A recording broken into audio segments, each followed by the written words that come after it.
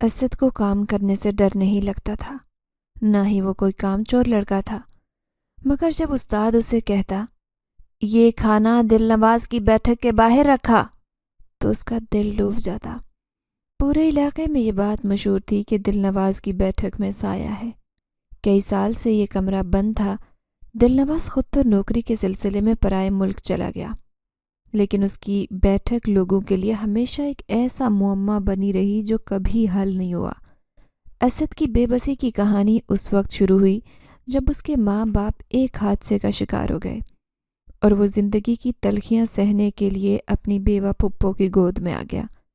اس وقت وہ 1 سال کا تھا اور اس کے ماں باپ کے مرنے کے بعد اس کی بیوہ پھپھو، جسے وہ بوا کہا کرتا تھا، ایک کوٹھی میں کام کرتی تھی۔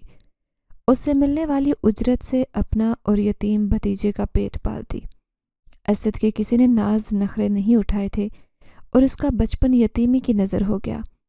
اس کے دل میں ہمیشہ کھلونوں سے کھیلنے کی حسرت رہی اور اس کے دل میں اچھے کپڑے پہننے کی آرزو تھی، لیکن وہ اس کے لیے کوٹھی والوں کے چھوٹے ہوئے پرانے کپڑے لایا کرتے تھے اور وہ بیچارہ اسی پر پورا سال گزارا کیا کرتا۔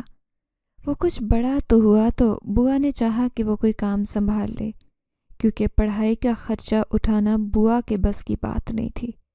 سو اسے درزی کی دکان پر بٹھا دیا گیا، جس نے اسے اپنے پاس بٹھانے سے پہلے ہی کہہ دیا تھا کہ باجی، ہم تمہارے بچے کو کام تو سکھا دے گا، لیکن جب سیزن کے دن ہوتے ہیں تو ہم رات کو بھی کام کرتے ہیں، تمہیں اسے رات کے وقت بھی بھیجنا ہوگا۔ بھتیجے کو ہنرمند بنانے کے لیے بوا نے فوراً حامی بھر لی کہ ٹھیک ہے، یہ رات کو بھی کام کے لیے آ جائے گا۔ اسد کو رات کے وقت گھر سے نکلتے ہوئے بہت ڈر لگتا، کیونکہ گاؤں میں سر شامی سب لوگ اپنے گھروں میں بند ہو جایا کرتے اور باہر کسی انسان کا نام و نشان بھی نہیں ہوا کرتا تھا۔ ایک رات وہ معمول کے مطابق دکان پر کام کر رہا تھا کہ استاد نے کہا، اسد، کیا تجھے دل نواز کی بیٹھک کے بارے میں علم ہے؟ دل نواز کی بیٹھک گاؤں میں کافی مشہور تھی، کیونکہ وہاں لوگوں کے ساتھ عجیب و غریب واقعات پیش آ چکے تھے اور اس گلی میں جاتے ہوئے دن کے وقت بھی لوگ ڈرتے۔ مگر اسد نے اپنے استاد سے یہ جھوٹ نہیں کہا، کیونکہ اس کی بوا نے اسے جھوٹ بولنا نہیں سکھایا تھا۔ اس نے سر ہلایا تو استاد نے اسے کھانا پکڑاتے ہوئے کہا، اس کی بیٹھک کے آگے رکھ اور واپس آتے پیچھے مڑ کر مت دیکھنا۔ اسد نے کانپتے ہاتھوں سے برتن اٹھائے اور وہاں سے چل دیا، مگر سچ تو یہ تھا کہ اس وقت اس کے قدم لرز رہے تھے۔ اس کا دل بری طرح سے کانپ رہا تھا۔ بوا کہتی تھی کہ استاد کا رتبہ بہت بلند ہوتا ہے اور استاد کا کہنا حکم کا درجہ رکھتا ہے۔ یہی سوچ کر وہ انکار نہیں کر سکا اور اس کے قدم بیٹھک کی طرف اٹھ رہے تھے۔ جیسے ہی وہ بیٹھک کے قریب پہنچا، ایک عجیب روشنی روشن دان سے باہر نکلی اور گلی میں آ کر گم ہو گئی۔ اسد کو ایسے لگا جیسے اس کی سانس بند ہو رہی ہے۔ اس سے پہلے کہ وہ وہاں سے دوڑ لگاتا، اسے کسی کے رونے کی آواز سنائی دی۔ یہ زنانہ آواز تھی۔ وہ رونے والی کی مدد کرنا چاہتا تھا، لیکن اس وقت اسے اپنی جان زیادہ پیاری تھی۔ سو اس نے اپنے استاد کا کہنا مانا اور وہاں سے چل پڑا اور پیچھے مڑ کر بھی نہیں دیکھا۔ دے آیا کھانا؟ وہ دکان میں پھولی سانسوں سے داخل ہوا۔ اس کے استاد نے پوچھا تو اس نے تابعداری سے کہا، جی استاد، بیٹھک کے باہر رکھایا ہوں۔ اس کے ذہن میں کئی سوال منڈلا رہے تھے، لیکن اپنے استاد سے کچھ نہیں پوچھ سکا۔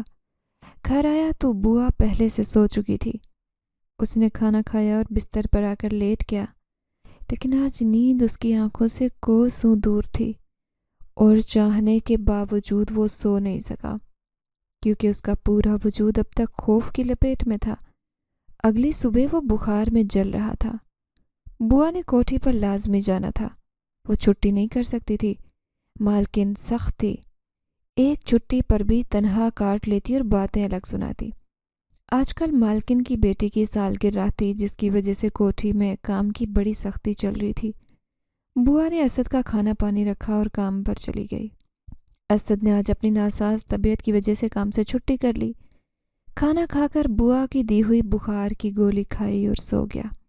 وہ نیند میں تھا جب اسے محسوس ہوا کہ کوئی اسے پکار رہا ہے، اسد، اسد، مجھے باہر نکال اسد۔ وہ پکارنے والی کو ڈھونڈ رہا تھا، مگر اسے دور دور تک کوئی دکھائی نہیں دیا۔ اچانک اس کی آنکھ کھلی تو اس کا پورا وجود پسینے میں شرابور تھا۔ اسے خوف محسوس ہو رہا تھا۔ وہ جاگ کر بوا کا انتظار کرنے لگا، اور جب بوا سے اپنے بھیانک خواب کا ذکر کرنے لگا تو بوا نے ہنس کر کہا، میرے پتر، پریشانی کی کوئی بات نہیں ہے۔ کبھی کبھار ایسے خواب آتے ہیں جن کا حقیقت سے کوئی تعلق نہیں ہوتا۔ ڈرنے کی کوئی بات نہیں ہے۔ جب تو چھوٹا ہوا کرتا تھا تب میں ایک بار بیمار ہو گئی تھی۔ مجھے بھی ایسے ہی خواب آنے لگے تھے، تب میں ڈر گئی۔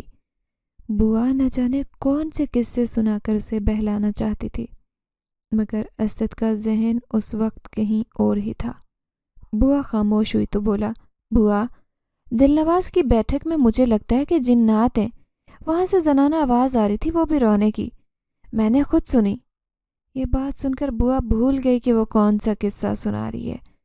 بوا کی آنکھیں پھٹنے کے قریب تھی اور اس کا حیران پریشان چہرہ دیکھ کر ایسا لگتا کہ صدمے سے دل پھٹ جائے گا۔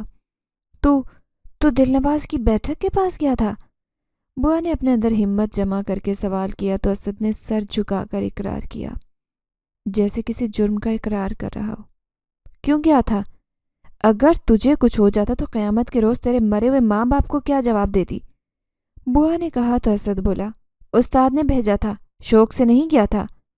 بوا اسی وقت اٹھی اور چادر اوڑھتے ہوئے بولی، تیرے استاد کی ایسی کی تیسی، پرائی یتیم بچے کو بالکل لاوارث سمجھ لیا ہے۔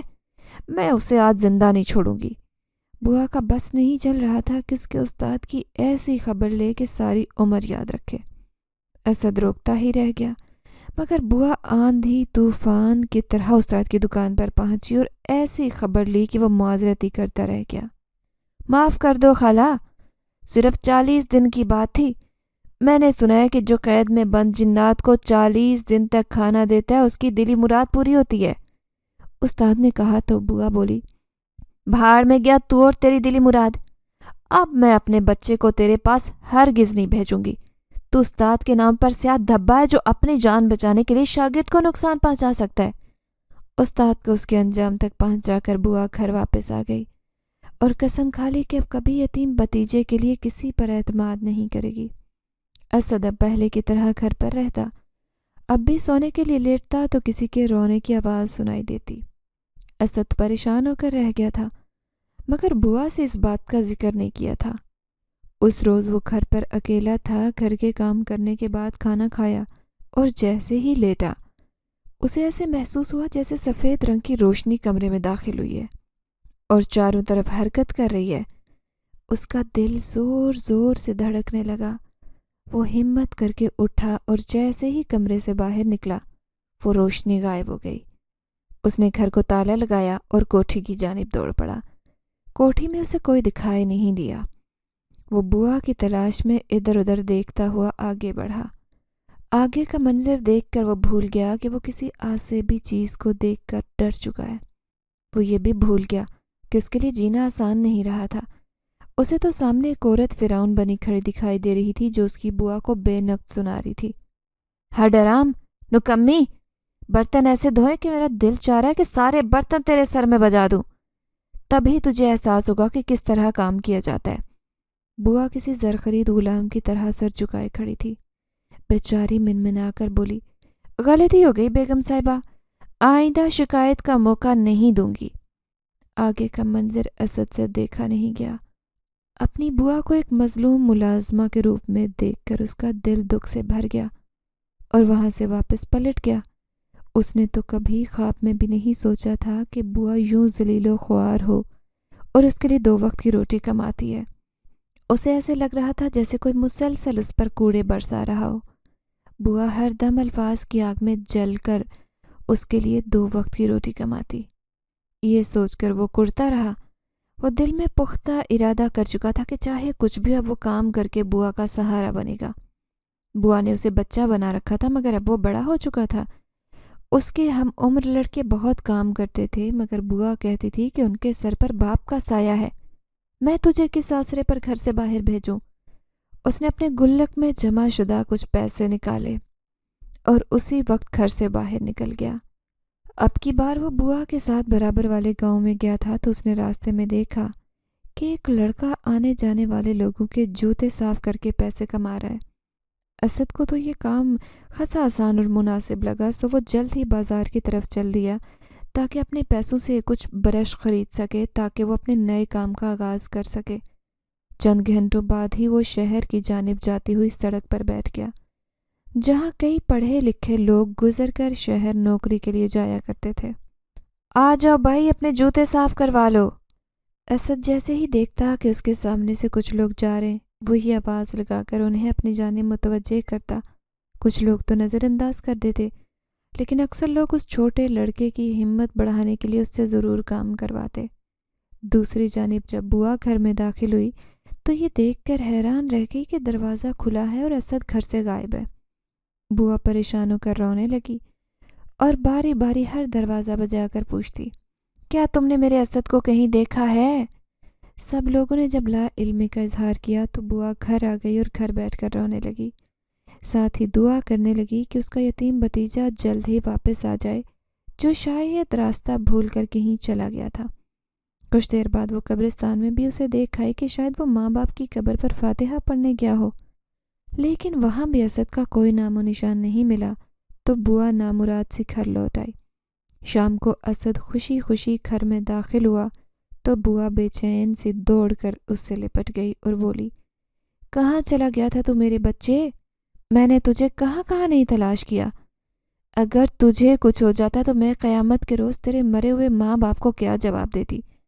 بوا کو پریشان دیکھ کر اسد زور زور سے ہنسنے لگا، کیونکہ وہ جانتا تھا کہ بوا کو جب حقیقت بتائے گا تو بوا کا دل خوشی سے جھوم اٹھے گا کہ آج ان کا یتیم بھتیجا اس قابل ہو گیا کہ 2 پیسے کما کر بوا کو دینے لگا ہے۔ تو پاگل تو نہیں ہو گیا؟ میں رو رہی ہوں اور تو مجھے دیکھ کر ہنس رہا ہے۔ مجھے تو ایسے لگتا ہے جیسے کسی نے تجھ پر جادو کروا دیا ہے۔ ہاں ہاں، میں سمجھ گئی ہوں، یہ جادو تیرے استاد نے کروایا جو کم بخت تجھے دل نواز کی بیٹھک تک بھیجا کرتا تھا۔ میں ابھی جا کر اس کی خبر لیتی ہوں۔ اس سے پہلے کہ بوا دروازے سے باہر نکلتی، اسد نے بوا کا ہاتھ پکڑا اور ڈھیر سارے نوٹ بوا کے ہاتھ میں تھمائے تو آنکھیں پھاڑے حیرت سے نوٹ دیکھنے لگی، جو 10 کے کئی نوٹ تھے۔ تمہارے بیٹے پر کسی نے جادو نہیں کروایا، بلکہ میں تو پیسے کمانے کے لیے گیا تھا۔ پھر اسد نے کوٹھی پر جانے کے علاوہ ساری بات بوا کو بتا دی۔ بوا بہت خوش ہوئی اور اسے گلے لگا کر بولی، مجھے نہیں معلوم تھا کہ تو اتنا بڑا اور سمجھدار ہو گیا ہے، مگر میرے بچے، یہ کوئی ہنر نہیں ہے اور میں نہیں چاہتی کہ تو دوسرے لوگوں کے جوتے صاف کرے اور پھر پیسے کمائے۔ اس سے بہتر ہے کہ کوئی دوسرا کام دیکھ۔ اسد نے سینہ چوڑا کرتے ہوئے کہا، محنت کرنے میں تجھے شرم نہیں کرنی چاہیے بوا، یہ بات تو آپ ہی تو مجھے سمجھاتی ہے اور اب مجھے ہی محنت کرنے سے منع کر رہی ہے۔ اگر یہ کام کرنے سے ہمارے گھر کے حالات بدل سکتے ہیں تو میں بھلا کیوں یہ کام نہ کروں؟ اس کی ضد کے آگے بوا نے کہا، ٹھیک ہے بیٹا، جیسے تیری مرضی۔ ساتھ ہی اسد نے بوا سے وعدہ لیا کہ اب وہ کوٹھی پر کام کرنے کے لیے نہیں جائے گی، کیونکہ اب وہ بڑا ہو چکا ہے اور روز محنت کر کے پیسے کما کر بوا کے ہاتھ پر رکھے گا۔ یہ سن کر بوا کو بہت خوشی ہوئی، کیونکہ اتنے سالوں سے محنت کرتے ہوئے وہ بھی تھک چکی تھی۔ اب تو برتن دھو دھو کر اس کے ہاتھوں کی لکیریں تک مٹ چکی تھی۔ یہ سوچ کر وہ بڑا خوش ہو رہی تھی کہ اب روز روز مالکن کی باتوں سے بھی چھٹکارا مل گیا۔ اسد نے کھانا کھایا اور وہ لمبی تان کر پرسکون نیند سونا چاہتا تھا، لیکن رونے کی آواز مسلسل اس کے اعصاب کو جھنجھوڑ رہی تھی۔ وہ بڑی بے چین نیند سویا۔ رات کا نہ جانے کون سا پہر تھا کہ اس کی آنکھ کھلی، چاروں طرف اندھیرا چھایا تھا۔ کچھ پل تو اسے محسوس ہی نہیں ہوا کہ وہ اس وقت کہاں موجود ہے۔ اکثر ایسا ہوتا کہ رات کو گاؤں کی بجلی بند ہو جاتی تو بوا اٹھ کر موم بتی جلا دیا کرتی، لیکن آج شاید بوا کی آنکھ نہیں کھلی تھی، تبھی تو پورا گھر اندھیرے کی لپیٹ میں تھا۔ اسد نے چاہا کہ وہ اندھیرے میں چیزیں ٹٹولتا ہوا موم بتی جلا لے، لیکن اس سے پہلے کہ وہ اٹھتا، سفید رنگ کی شعاعیں کمرے میں داخل ہوئی اور 4 سو گھومنے لگی۔ اسد کا حال ایسا تھا کہ کاٹو تو بدن میں لہو نہیں۔ وہ لمبی سانسیں لینے لگا، اس کا پورا وجود لرزنے لگا۔ اچانک وہ روشنی قریب آ گئی۔ کون ہو تم؟ مجھے معاف کر دو، اسد نے کپ کپاتی آواز میں کہا تو روشنی ایک سیاہ رنگ کے سائے میں بدل گئی، جس کی ہلکی سی پرچھائی اسد کو نظر آ رہی تھی۔ آزادی، آزادی دلواؤگے تو سکون سے سو جاؤگے۔ پرچھائی سے بھاری آواز آئی۔ اسد کو تو اس وقت جان کی اپنی پرواہ تھی۔ وہ ایک ہی جست میں چھلانگ لگا کر چارپائی سے اترا اور دروازہ کھول کر دوڑتا ہوا گھر سے باہر نکل گیا۔ وہ اندھا دھند بھاگ رہا تھا۔ اس نے مڑ کر نہیں دیکھا۔ کافی دیر دوڑتے وہ تھک کر چور ہو گیا اور جیسے ہی اس نے رکنا چاہا، پیچھے سے کسی نے اس کی بازو زور سے پکڑی۔ ایک لمحے کو اسے ایسا محسوس ہوا کہ جیسے وہ لمحہ اس کی زندگی کا آخری لمحہ ہے۔ ہم تمہارے دشمن نہیں ہیں لڑکے، بس تم سے تھوڑی سی مدد چاہتے ہیں۔ شاید وہ کوئی روح تھی، کیونکہ اس کو سیاہ دھواں دکھائی دے رہا تھا جو اس سے ہم کلام تھا۔ دل نواز کی بیٹھک سے جن زادی ماں کو آزاد کر دو، اسد نے کہا۔ وہ کون ہے؟ سایہ بولا۔ ماں، میری ماں۔ اسد کو غصہ آ گیا اور وہ کہنے لگا، اگر وہ تمہاری ماں ہے تو تم اسے خود آزاد کرواؤ۔ اتنا کہنے کی دیر تھی کہ وہ چیخ کر رونے لگا۔ اس کی اس تیز اور بھیانک آواز سن کر اسد کو اپنے کان میں درد محسوس ہو رہا تھا۔ اسد کو کچھ خیال آیا تو جلدی سے قرآنی آیات کا ورد کر کے سائے پر دم کرنے لگا، جس سے وہ لنگڑاتا آگے بڑھا اور روتے ہوئے کہہ رہا تھا، میری ماں کو آزاد کروا دو، میری ماں کو آزاد کروا دو۔ اسد نے دیکھا وہ سایہ قبرستان جا کر غائب ہوا۔ نہ جانے کیوں اسد کا دل دکھ سے بھر گیا، لیکن وہ اتنا بہادر نہیں تھا کہ جا کر دل نواز کی بیٹھک کھول کر جنزادی کو دیکھے۔ آج تک گاؤں کے لوگ اس میں داخل نہیں ہوئے تھے۔ دروازہ کھول کر جھانکنا تو دور۔ وہ گھر پہنچا تو بوا جاگ رہی تھی۔ اس سے پوچھنے لگی، اتنی رات تو کہاں چلا گیا تھا؟ اسد کو معلوم تھا کہ اگر وہ حقیقت بتائے گا تو بوا اس کا گھر سے نکلنا بند کر دے گی، سو اس نے کہا، مجھے گھبراہٹ ہو رہی تھی جس کی وجہ سے باہر چہل قدمی کے لیے گیا تھا۔ بوا نے کہا، چل میں تیرے لیے نمک چینی کا پانی بنا لاتی ہوں، تو جا کر بستر پر لیٹ۔ اسد نے شکر کا سانس لیا کہ بوا نے اس سے زیادہ سوال نہیں کیے۔ وہ سونے کے لیے لیٹ گیا۔ پانی پینے کے بعد وہ کروٹیں بدلتا رہا اور سونے کی کوشش کرنے لگا، لیکن جیسے ہی اس کی آنکھ لگتی جنزادی کے رونے کی آواز اس کا ارتکاز توڑتی۔ وہ چاہنے کے باوجود نہیں سو سکا۔ اگلی کئی راتوں اس کے ساتھ ایسا ہی ہوا۔ مسلسل جاگنے اور نیند نہ پوری ہونے کی وجہ سے اس کا دماغ سن رہنے لگا۔ ایک روز باتوں ہی باتوں میں اس نے بوا سے پوچھا، کیا واقعی دل نواز کی بیٹھک میں جنات کا بسیرا ہے؟ بوا نے کہا، چھوڑ بچے، یہ تو بڑی لمبی کہانی ہے۔ یہ سن کر اسد کے دل میں مزید تجسس پیدا ہو گیا اور اس نے اصرار کیا تو بوا نے کہا، دل نواز کا شمار گاؤں کے امیر لوگوں میں ہوتا تھا۔ امیر باپ کی اولاد تھا جسے وراثت میں محنت کیے بغیر سب کچھ ملا تھا۔ ایک روز دوستوں کی باتوں میں آ کر اس نے جنات کو قابو کرنے کی ٹھانی، مگر یہ اتنا آسان نہیں تھا جتنا کہانیوں اور سنی سنائی باتوں میں ہوتا ہے۔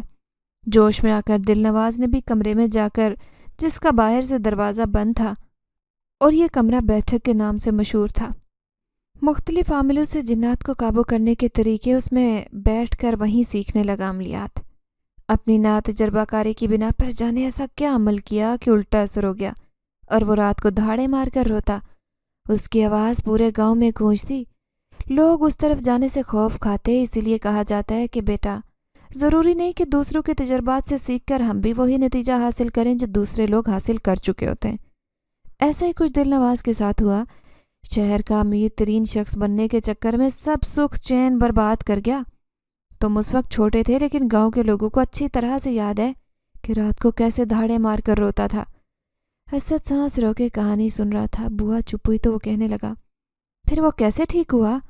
بوا نے کہا کہ اس کے گھر والوں نے بیٹھک بند کر دی اور اس پر جو تالا لگا آج تک نہیں کھل سکا۔ 3 سال تک دل نواز کا علاج چلا اور اس دوران اس کی منگنی بھی ٹوٹی، کیونکہ جادو کے چکر میں پڑ کر وہ اپنی زندگی خراب کر چکا تھا۔ 3 سال بعد طبیعت سنبھلی تو بیرون ملک چلا گیا، سنا ہے نوکری کرتا ہے۔ اسد کو سمجھ آ چکی تھی کہ جن زادی دل نواز کے الٹے سیدھے عملیات کی وجہ سے قید ہو کر رہ گئی۔ اسے جن زادی سے ہمدردی تھی، لیکن وہ اس ہمدردی کی بدولت اپنی زندگی خطرے میں نہیں ڈال سکتا تھا۔ اگلے دن معمول کے مطابق صبح سڑک پر بیٹھ گیا۔ یہ سڑک دل نواز کی بیٹھک کے قریب تھی۔ کچھ وقت گزرا کہ اسے رونے کی آواز آئی اور یہ آواز بیٹھک سے آ رہی تھی۔ سنتے ہی اسد کا دل بے چین ہوا اور وہ سوچنے لگا کہ اسے ضرور مصیبت زدہ جنزادی کی مدد کرنی چاہیے۔ لوگ اس کے قریب آتے، اپنے جوتے اس کے سامنے کرتے تو وہ بے خیالی میں ان کے جوتے صاف کرتا۔ اسی دوران ایک شخص اس کے قریب آیا۔ اس کی آنکھوں کی چمک بتا رہی تھی کہ وہ شخص چالاک ہے اور اس کی ایک نظر انسان کو گہرائی تک دیکھ لیتی ہے۔ وہ شخص اس کے پاس رک کر بولا، सोचने से कुछ नहीं होगा, जो तुझे पुकार रही है जाकर मदद कर। ये कहकर वो लोगों की भीड़ में गुम हो गया और असद देखता रह गया, क्योंकि वो उसे कहीं दिखाई नहीं दिया। असद रातों को सो नहीं सका था, जिसकी वजह से वो कदम रखता था उसका पूरा जिस्म डोल जाता। वो काम करने के बाद घर जाने के लिए चल रहा था, लेकिन उसके कदम किसी अनजानी कुव्वत के तहत दिलनवाज की बैठक के जानिब उठ गए। वो अपने होशो हवास खो बैठा। एक बड़ा सा पत्थर हाथ में लेकर वो ताला खोलने की कोशिश करने लगा। काफ़ी देर मुशक्क़त के बाद वो ताला खोलने में कामयाब हो गया। उस वक्त उसे ऐसे लगता कि वो होशो हवास खो बैठा और जान की परवाह ही नहीं उसे। सिर्फ उसे जिनजादी को आज़ाद करवाने की फ़िक्र थी। जैसे दरवाज़ा खुला, एक अजीब महक असद की सांसों में उतरी और वो होशो खिट से बेगाना हो गया। जब उसे होश आया तो अपनी पेशानी पर किसी के हाथों का लम्स महसूस किया। आंखें खोली तो सामने बेतरतीब अंदाज में बाल फैलाए जिनजादी थी, जिसे पहली नज़र में ही देखकर असद ने मुश्किल से चीख रोकी। परेशान मत हो मेरे बच्चे, मैं मानती हूँ मेरा शुमार इंसानों में नहीं, लेकिन वादा है कि तुझे नुकसान नहीं पहुँचाऊँगी। तूने मुझे इस काल कोठरी से निजात दिलाई, मैं तुझे क्यों नुकसान पहुँचाऊँगी। असद को कानों पर यकीन नहीं आ रहा था कि जिनजादी से मुखातिब है। वो समझा कि कोई ख्वाब ख्याल है या फिर कोई उसके साथ मजाक कर रहा है।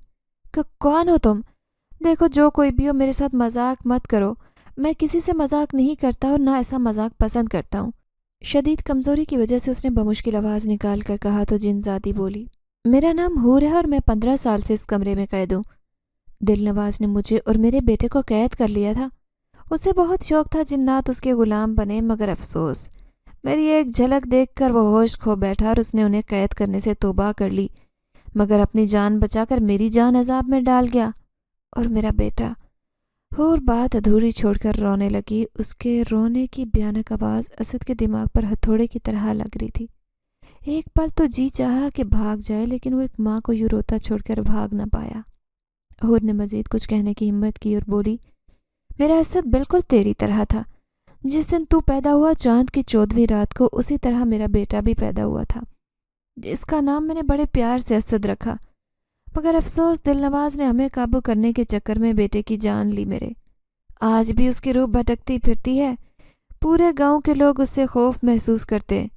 कभी किसी ने नहीं सोचा कि माँ और बेटा एक दूसरे के लिए कितना तड़पते हैं। मेरा बेटा इस दुनिया से जाकर भी मेरे लिए कितना बेचैन है।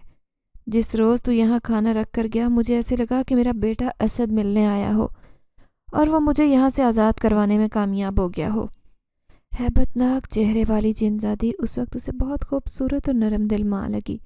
असद ने उसी वक्त उसका हाथ थामा और बोला, एक असद इस दुनिया से चला गया, लेकिन ये असद तुम्हारा बेटा है। ये कहकर वो उसका हाथ थामे निकल आया। बारिश का मौसम हो रहा था, आसमान पर काली घटाएं थीं। गांव के लोग ऐसे मौसम से पहले ही घरों में बंद हो जाया करते, क्योंकि बारिश बरसने के बाद रास्ता ख़राब हो जाया करता। सो आफियत इसी में थी कि हर जगह पानी फैलने से पहले अपने घरों में महफूज हो जाया जाए। सो उस वक्त भी लोग घरों में बंद थे और असद जिनजादी का हाथ थामे जंगल की तरफ चल रहा था, जहाँ उसका घर था, जो दरख्त की छाल और बड़े बड़े पत्तों से बना हुआ घर, जो दर हकीकत किसी झोंपड़ी से कम नहीं था।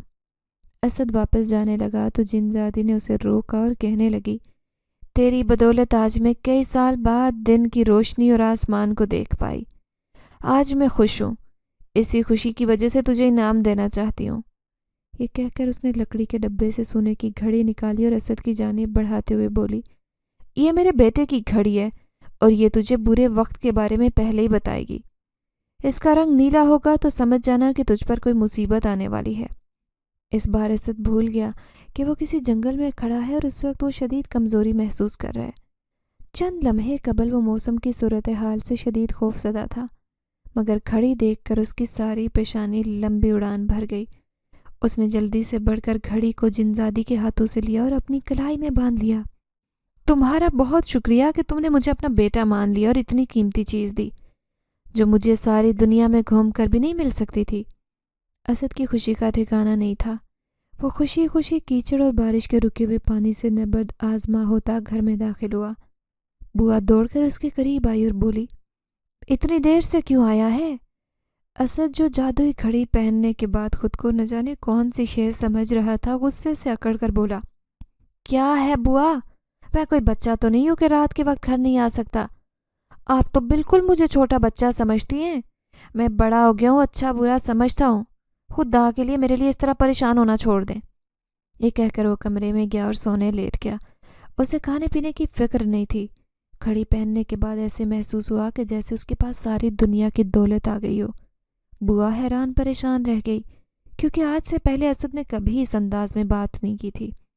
پھر یہ سوچ کر وہ خود کو تسلی دینے لگی کہ شاید اسد بہت تھک گیا. ظاہر ہے صبح سویرے گھر سے نکلا تھا اور اب رات خاصی گہری ہو چکی تھی. اسد بستر پر لیٹا تو آج اسے بڑی پرسکون نیند آئی کیونکہ جنزادی آزاد ہو چکی تھی جس کے رونے کی آواز اس کی نیند میں خلل ڈالتی تھی. اس کے خراٹے پورے گھر میں گونج رہے تھے. بوا نے بے فکری سے سوتے بھتیجے پر نگاہ ڈالی اور سونے لیٹ گئی. آج انہیں کچھ غیر معمولی پن کا احساس ہو رہا تھا مگر اصل بات تک پہنچنا بوا کے بس میں نہیں تھا. سو جلدی نیند کی وادی میں اتر گئی. صبح کو اسد کی آنکھ کھلی تو گھڑی پر نظر پڑتی اسے بڑا اچھا لگا. اب یقیناً وہ برے وقت سے بچ سکتا تھا. اس نے سوچا کہ جیسے ہی گھڑی کی رنگت بدلے گی وہ پہلے ہی حفاظت شروع کر دے گا. اس طرح وہ برے وقت سے بچ سکے گا. بوا نے اس کے لیے ناشتہ تیار کیا. وہ منہ ہاتھ دھو کر ناشتہ کرنے لگا. تبھی بوا کی نظر اس کی گھڑی پر پڑی اور وہ پوچھے بنا نہ رہ سکی. اے اسد، تو نے اتنی مہنگی گھڑی کیسے خرید لی؟ مجھے دکھائی تک نہیں. تو مجھے آج کل کچھ بدلا ہوا لگ رہا ہے. اسد گھبرا گیا اور جلدی گھبراہٹ پر قابو پاتے ہوئے بولا، بوا نئی گھڑی خریدتا تو ضرور بتاتا. مجھے کسی صاحب نے اپنی پرانی گھڑی دی ہے. اب پرانی چیز کے کیا درشن کرواتا. آخر میں وہ ہنس پڑا.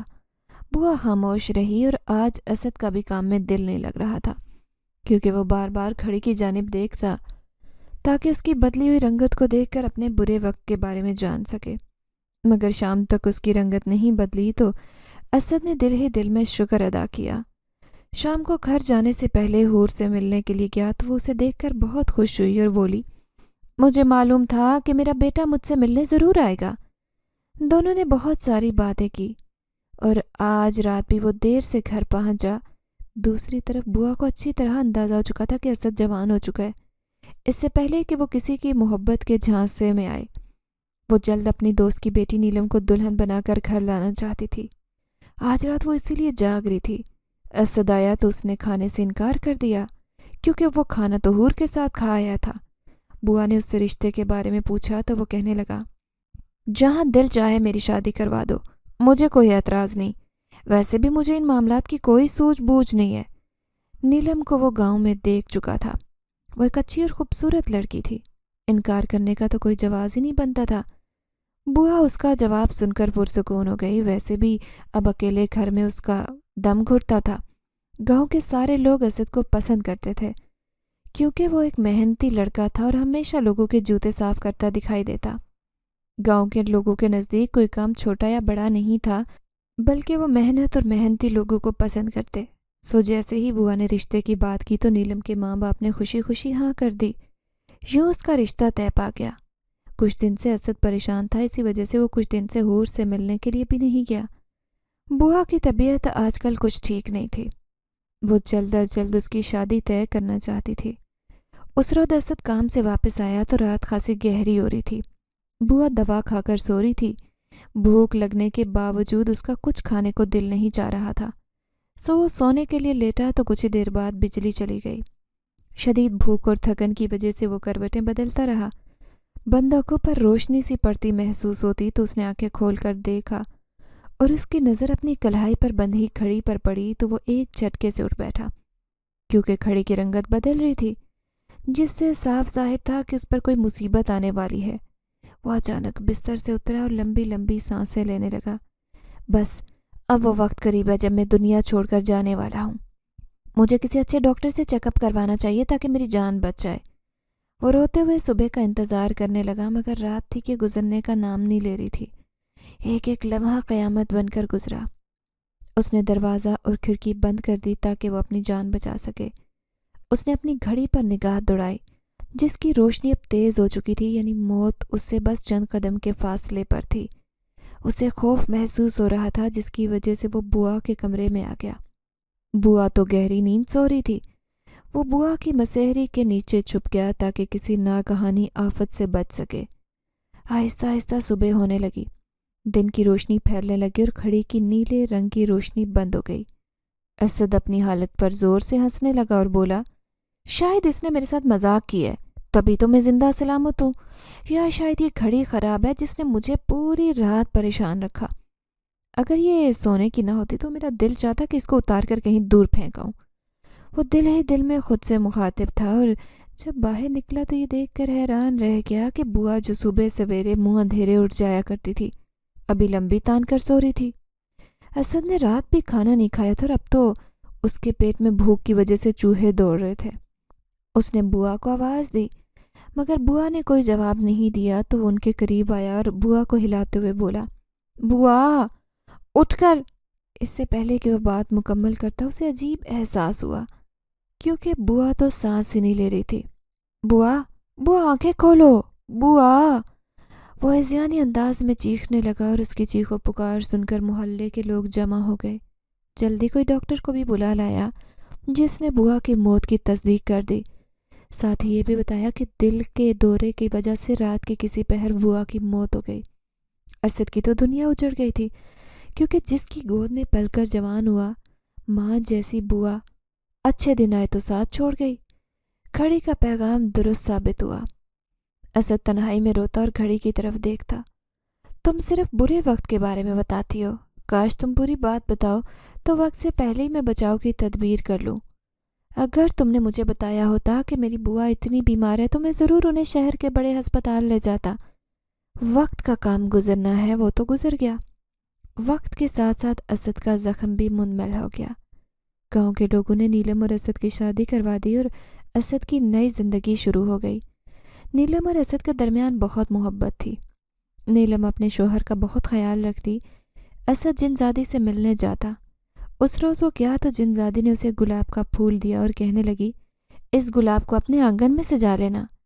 اسد ہنس پڑا اور بولا، اس کی ضرورت نہیں ہے، کیونکہ نیلم نے تو پورا گھر ہی باغیچہ بنا رکھا ہے، اسے بہت شوق ہے کہ ہمارے گھر میں رنگا رنگ پھول کھلیں۔ یہ سن کر وہ ہنس پڑی اور بولی، صرف پھول کھلیں اور کلکاریاں؟ اس بات کا مطلب اسد سمجھ گیا، سو اس نے گلاب تھاما اور بولا، میں یہ گلاب اپنے آنگن میں سجا لوں گا، لیکن دعا کرنا کہ جلد خوشخبری ملے کوئی۔ اسد نے کھرا کر گلاب کو آنگن میں سجایا اور اگلے دن نیلم نے اسے خوش ہو کر بتایا کہ جلد ہی اس کے گھر ننھے مہمان کی آمد ہے۔ یہ سن کر اسد خوش ہوا، اس نے دل ہی دل میں خدا کا شکر ادا کیا۔ اس رات وہ دونوں خوشی کے مارے سو نہیں سکے اور آنے والے اچھے دنوں کے بارے میں باتیں کرتے پوری رات گزار دی۔ اسد چاہتا تھا کہ اب وہ اپنی ایک چھوٹی سی دکان بنا لے، کیونکہ اس کی آمدنی اب اچھی ہوتی تھی اور اب تو اس کے ساتھ 2 اور لڑکے بھی کام کرنے لگے۔ نیلم نے اس کی زندگی میں شامل ہو کر اس کی زندگی خوشیوں سے بھر دی۔ اب وہ اسے دنیا کی ہر آسائش مہیا کرنا چاہتا تھا۔ صبح کو اس نے نیلم سے سونے کا کہا، کیونکہ نیلم کو آرام کی ضرورت تھی۔ اسد نے خود جیسے تیسے ناشتہ کیا اور کام پر جانے کے لیے چل دیا۔ شام کو گھر آیا تو نیلم کی طبیعت کچھ ٹھیک نہیں تھی۔ کہنے لگی، پورا دن چکر آتے رہے، رات کو سوئی نہیں تھی، صبح کو بھی آپ کے جاتے ہی آنکھ کھل گئی۔ اسد نے کہا، پریشان ہونے کی ضرورت نہیں ہے، بے فکر ہو کر آرام کرو، میں اپنا کھانا پانی خود ہی دیکھ لوں گا۔ نیلم کی آنکھیں نیند سے بوجھل ہو رہی تھی، جس کی وجہ سے وہ بستر پر جا کر لیٹ گئی اور جلد نیند کے آغوش میں چلی گئی۔ نیلم کو اداس اور بیمار دیکھ کر اسد خود بھی پریشان تھا، لیکن وہ جانتا تھا کہ یہ عارضی طور پر ہے، نیلم جلد ٹھیک ہو جائے گی، ساتھ ہی کوئی ننھا وجود ان کی زندگی خوبصورت بنائے گا۔ وہ انہی سوچوں میں گم تھا کہ دروازے پر دستک ہوئی۔ اس نے دروازہ کھولا تو حور کو کھڑا دیکھ کر حیران رہ گیا۔ آج پہلی بار ایسا ہوا تھا کہ وہ اس کے دروازے تک آئی تھی اور اس کے چہرے سے پریشانی جھلک رہی تھی۔ اسد نے فوراً سوال کیا، کیا بات ہے، سب خیر تو ہے؟ اندر آ جاؤ۔ اسد نے اندر آنے کا راستہ دیا، لیکن اس نے اندر آنے سے انکار کر دیا۔ کہنے لگی، مجھے جلد واپس جانا ہے، دراصل اپنا گلاب لینے آئی ہوں، مجھے وہ واپس چاہیے۔ اسد یہ سن کر حیران ہو گیا اور بولا، میں گلاب نہیں دوں گا، مجھے بیٹا کہتی اور میری ہی خوشی مجھ سے چھین لینا چاہتی ہو۔ اسد نے کہا تو جن زادی کی آنکھوں میں آنسو آ گئے اور وہ بولی، مجھ سے بڑی غلطی ہوئی، جو چیزیں قدرت نے انسان کی نظروں سے اوجھل رکھی ہیں، مجھے کوئی حق نہیں کہ وقت سے پہلے وہ راز تم پر عیاں کروں۔ خدا پر یقین رکھو اور اچھا ہونے کی دعا کرو میرے بیٹے، اسی میں تمہاری اور نیلم کی بھلائی ہے۔ اسد نہ سمجھی کے عالم میں سب سن رہا تھا۔ تم کیا کہنا چاہتی ہو؟ اس نے سوال کیا تو حور نے کہا، گلاب کو اپنی زندگی سے نکال دو تو بہتر ہے، کیونکہ وہ مرجھانے والا ہے۔ یہ کہہ کر وہ سست روی سے آگے بڑھی اور اسد کا منہ کھلے کا کھلا رہ گیا۔ آخر وہ اسے کیا سمجھانا چاہتی تھی؟ اسد کو جو بات سمجھ آ رہی تھی اسے اس کا دل و دماغ قبول نہیں کر رہا تھا۔ ایسے لگتا جیسے وہ پتھر کی مورت بن چکی ہے۔ اچانک اس کی گھڑی سے نیلی روشنی نکلنے لگی اور ساتھ ہی اس کا دل زور سے دھڑکنے لگا۔ ضرور کچھ برا ہونے والا ہے۔ لمحے بھر میں اسد کا سکھ چین ختم ہو گیا اور وہ روتا ہوا جنزادی کے پیچھے دوڑا اور بولا، اے نیک دل جنزادی، مجھے بس اتنا بتا دے کہ اب تیری یہ ظالم گھڑی کس کی جان لینے والی ہے؟ کیا یہ نیلم کو مجھ سے جدا کر دے گی؟ اتنا بڑا ظلم میں نہیں سہ سکوں گا۔ نیلم کے بغیر میں زندہ نہیں رہ سکتا۔ وہ روتا ہوا جنزادی کے پاس گیا، مگر وہ اسے دکھائی نہیں دی۔ وہ ننگے پاؤں تھا اور اس کے پاؤں میں کنکر چبھ رہے تھے۔ اس کے پاؤں زخمی ہوئے اور وہ چلتے چلتے تھک چکا تھا۔ اب واپس لنگڑاتے ہوئے گھر کی جانب چل دیا۔ گھر آیا تو سامنے کا منظر دیکھ کر اس کے اوسان خطا ہو گئے۔ سامنے فرش پر نیلم پڑی تھی، جس پر نظر پڑی تو اسد کو لگا کہ یہی وہ مشکل گھڑی تھی جس سے وہ شدید خوف زدہ تھا۔ اب وہ وقت دور نہیں جب بوا کی طرح نیلم بھی اسے ہمیشہ کے لیے چھوڑ کر چلی جائے گی۔ وہ زور سے دھاڑا، نیلم، نیلم، خدا کے لیے مجھے چھوڑ کر مت جاؤ، میں تمہارے بغیر مر جاؤں گا، مجھے تمہارا ساتھ چاہیے۔ اس کے رونے کی آواز سن کر پڑوس میں رہتی مائی سغرا دوڑ کر آئی اور کھلے دروازے سے آئی تو اسد کو یوں بچوں کی طرح روتا دیکھ کر اس کا دل بھی بڑا دکھی ہوا۔ اس نے اسد کا ہاتھ پکڑ کر اسے کچھ سمجھانا چاہا، لیکن اسد اس وقت کچھ بھی سمجھنے اور سننے کی قوت نہیں رکھتا تھا۔ وہ پاگلوں کی طرح بولا، دیکھو نا مائی، نیلم مجھے چھوڑ کر جا رہی ہے، یہ مر جائے گی تو میرا کون رہے گا؟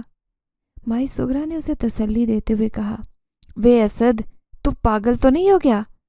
تیری بیوی بالکل ٹھیک ٹھاک ہے، مجھے لگتا ہے یہ شاید گر چکی ہے، اسی وجہ سے بے ہوش ہو گئی۔ تو یہاں زنانیوں کی طرح رونا دھونا نہ ڈال، اسے اٹھا کر اسپتال لے جانے کی تیاری کر۔ مائی سغرا نے جلدی سے بیٹے کو بھیج کر رکشہ منگوایا اور اسد کی مدد سے جلدی سے نیلم کو اٹھا کر رکشے میں ڈالا اور ہسپتال لے گئے، جہاں نیلم کو جلد ہوش آ گیا۔ اس نے بتایا کہ وہ پاؤں مڑنے کی وجہ سے گر گئی اور پھر اسے کچھ ہوش نہیں رہا۔ ڈاکٹر نے طبی امداد کے بعد نیلم کو آرام کا مشورہ دیا اور اسد کو مکمل طور پر اس کا خیال رکھنے کی سخت تاکید کر کے گھر بھیج دیا۔ گھر آ کر اسد سجدے میں گر پڑا۔ وہ رو پڑا اور خدا کا شکر ادا کیا جس نے کسی بڑی مصیبت سے بچا لیا تھا۔ نیلم کے ساتھ بچہ بھی بالکل خیریت سے تھا۔ اگلے دن اسد نے کام سے چھٹی کی اور پورا دن نیلم کی تیمارداری میں لگا رہا۔ رات ہوئی اور نیلم دوائی کھا کر گہری نیند سو گئی۔ تب اسد دبے قدموں گھر سے باہر نکلا اور خاموشی سے چلتا ہوا حور کے گھر کی جانب چل دیا۔ اس کے ہاتھ میں گلاب تھا، جبکہ دوسرے ہاتھ میں اس نے گھڑی تھام رکھی تھی۔ رات کے اس پہر حور اسے اپنے دروازے پر دیکھ کر حیران رہ گئی اور کہنے لگی، خیریت سے آئے ہو نا؟ وہ کہنے لگا، ہاں خیر ہی سمجھو۔ یہ کہہ کر اس نے گلاب اور گھڑی حور کی جانب بڑھائی اور کہنے لگا، مجھے اپنے برے وقت کے بارے میں کوئی جانکاری نہیں رکھنی، کیونکہ مجھے اس بات کا اچھی طرح سے اندازہ ہو گیا کہ بے خبری بہت بڑی دولت ہے اور قدرت کی عطا کردہ آگاہی سے زیادہ جان لینے کی جستجو انسان کو تباہ کر دیتی ہے۔ آئندہ میں اتنا ہی جاننا چاہوں گا جتنا قدرت نے میرے لیے بہترین سمجھا ہوگا۔ تمہاری اس گھڑی نے تو میری جان ہی نکال دی۔